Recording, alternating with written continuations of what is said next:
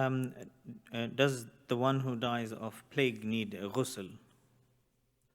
Does the one who through plague need ghusl?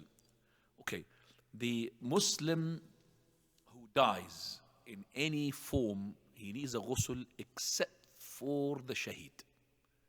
Shaheed is the shaheed which is the one who died in the battle. This shaheed is not allowed to wash him. We are not allowed to wash the shaheed. Why?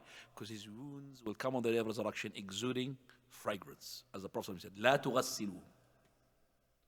So you could shroud them in their own clothes that they've been fighting with. You could shroud them with another cloth on top of them, which is better even. But ghusl, you're not allowed to ghusl. You're not allowed to wash.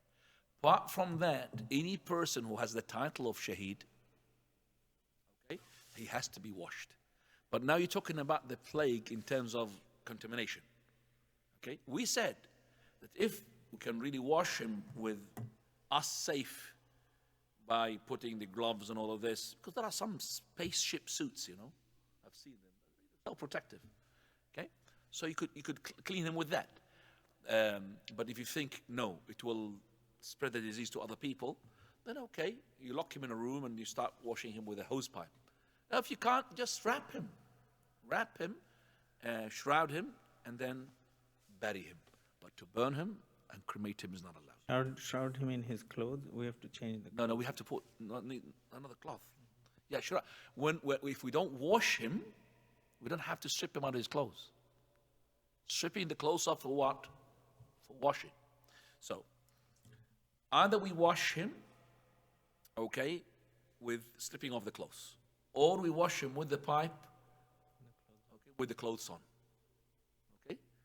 With the clothes on, we wash him with the pipe. If we can't, then we're going to spread the disease, then we will shroud him without any wash. In this specific situation, tayammum is definitely not recommended. There's no such thing, tayammum, ikhwana.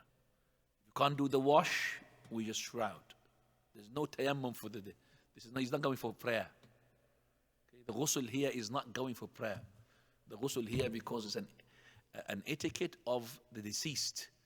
That is, he has to be washed. It's not to do with, for example, salah. If it is the case, then they say, for example, that if somebody had kissed him, if somebody had touched his private partner, means he has to make a wudu again, the deceased. No, it is not.